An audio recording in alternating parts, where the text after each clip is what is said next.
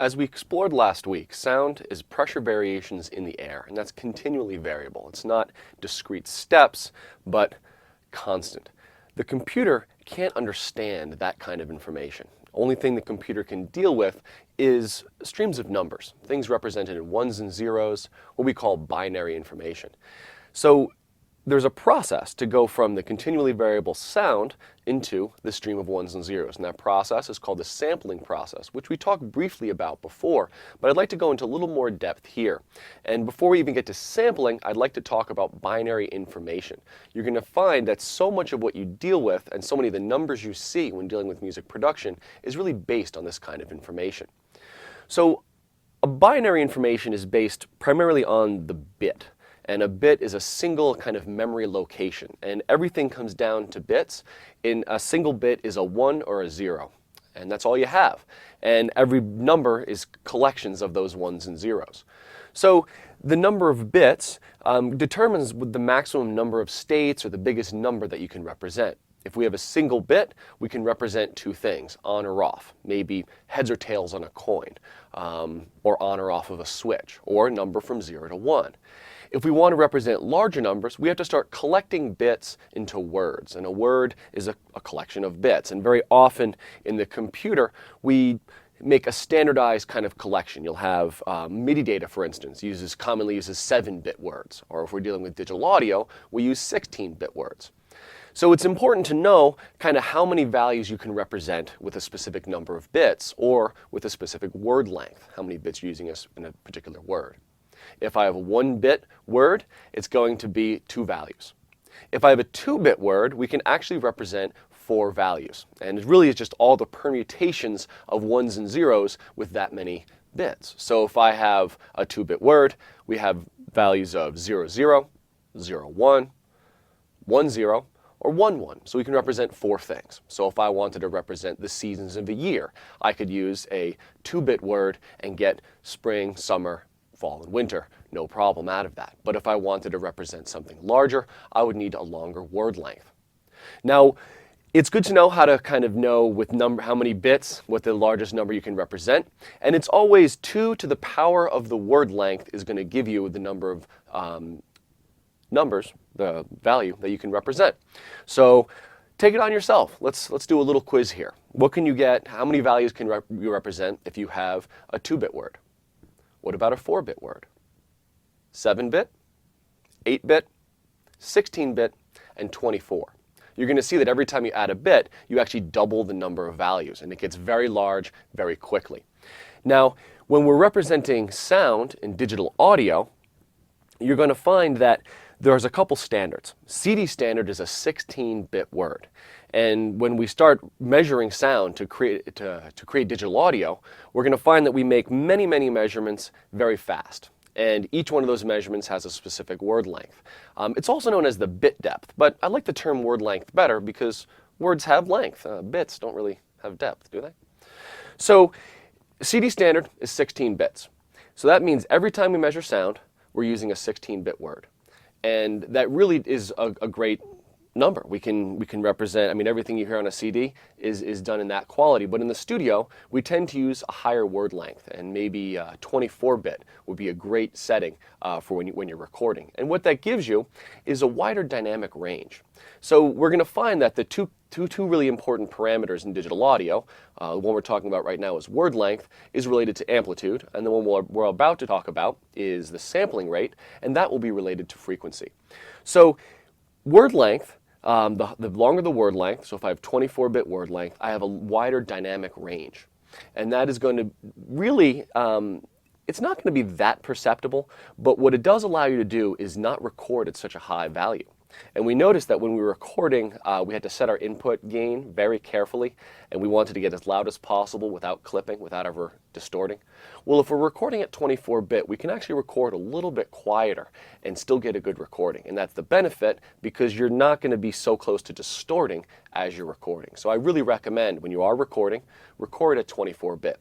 And you might want to take a moment to go into your DAW or into your audio interface preferences or even look for the switch on the outside of your audio interface to see just how you can convert between or how you can set the interface or the DAW, to work in 24-bit mode. It's an important characteristic, an important thing you want to decide before you start.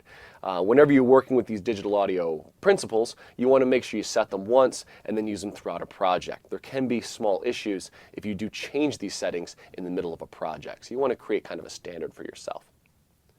So the word length is going to control your dynamic range, and we also call it the resolution of the recording that you're going to have in your DAW, and that's related to amplitude. The other digital audio property we're going to be dealing with is the sampling rate. So like we said before, when we're converting from analog to digital, we're making many, many measurements per second. And each one of those measurements has a specific word length, which we just talked about, but how often we do the measurements is known as the sampling rate. And that has to happen very fast and on a perfect clock, right? Over and over, very carefully. And the sampling rate has to happen, actually, we have to measure over 40,000 times per second to be able to accurately represent the continuously variable signal in the air as a digital representation. So it has to happen very fast and very accurately. And there are many settings we can have here, and there are different settings for that sampling rate. But I'd like to just talk about why we would choose a specific sampling rate. And the fact is, the higher the sampling rate, the higher frequency that can be represented accurately in the digital domain. And this frequency that can be represented accurately is known as the Nyquist frequency, but really it's just half your sampling rate. So if I look at a sampling rate of, say, 44,100 hertz, we can accurately represent half of that in the digital domain, and that will be 22,050 hertz. If we think back to the human hearing range, we said that the highest thing a human can hear, and that's even kind of an extreme, is 20,000 hertz. So the CD standard sampling rate of 44,100 hertz can accurately represent everything we can hear as human beings, which is why we chose it for the CD.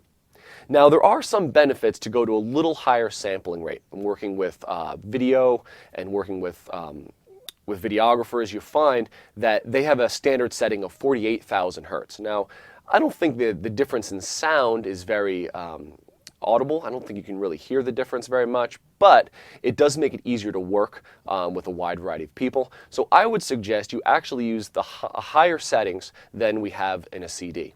In that, I would say a 24-bit recording or a 24-bit word length is a good idea, and I would switch over to a 48,000 hertz sampling rate. I'd like to take a moment to demonstrate some of these digital audio principles. I have here an audio file that was recorded at 48,000 hertz. So the sampling frequency was 48,000 hertz. It's a 4-second wave file, and what I have recorded in it is a sine wave playing a 500 hertz tone. Let's hear the waveform.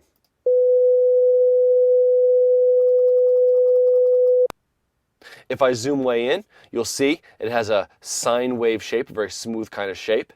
In the sonogram display, we have a single line at 500 hertz, and in the spectrum analyzer, we had a single peak at 500 hertz. A sine wave is a special type of waveform because it's energy at a single frequency.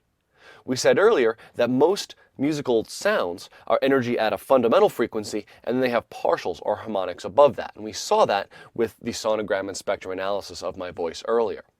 A sine wave is special because it's energy at a single frequency. You can think of it as only a fundamental tone. Now, we said earlier that this was recorded at a 48,000 hertz sampling rate. And if I zoom way in, we'll actually see I have the sine wave, and if I zoom further in, we can see the individual points that are those individual measurements of digital audio. So when I play back this sine wave at 48,000 hertz, it's going to play each one of those at a 48,000th of a second. So we hear one sample, and then a 48,000th of a second later, we hear the next sample, then a 48,000th of a second later, we hear the next sample. What happens if I play this back at a different sampling rate? Well, let me try it. The sampling rate originally is 48,000 hertz. I'll play it back at 96,000 hertz. Now, let's hear it. Do you notice what's different? Now we see a peak at 1K, 1,000 hertz, and we have our fundamental frequency line here at 1,000 hertz. We also see that the waveform is now half the length. It was 4 seconds before, and now it's at 2 seconds. So playing something back at a different sampling rate is like speeding up or slowing down a record in a turntable, in that if I speed it up twice as fast, from 48,000 to 96,000, if I speed it up twice as fast, we're going to have half the length, and it's going to be double the frequency or an octave higher. Now, I'm pointing this out because sometimes you get errors like this. So this is the original 500 hertz tone, playing back at a 48,000 hertz sample rate. What if I was to change this a little bit to put it at 44.1?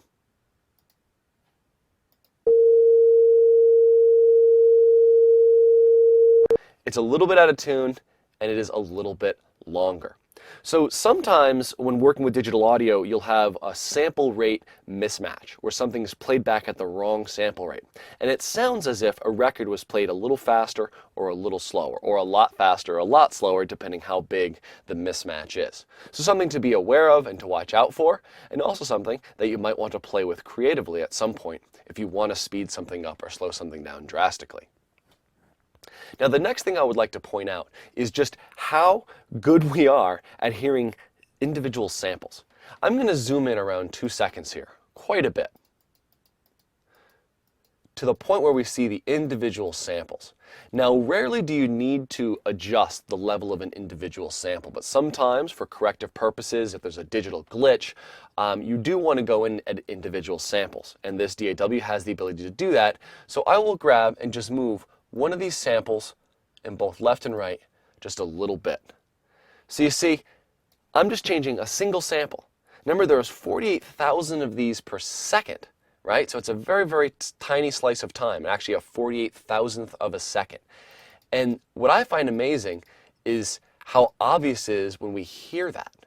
That little mismatch, that tiny little moment is clearly audible. Let's hear.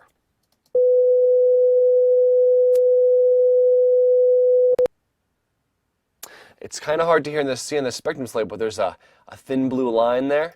Right here's a thin blue line. That's that click. And I sure heard it. Let's hear it again.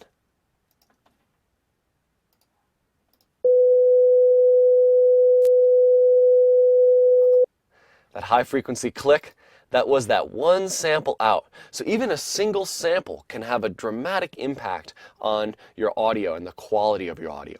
It's really nice to know what these kind of digital glitches are so you can identify when you hear a problem, but it's also really important to know just how specific and how perfect that audio has to be. It has to come out exactly in time, 48,000 times per second, and those samples have to be perfect every time.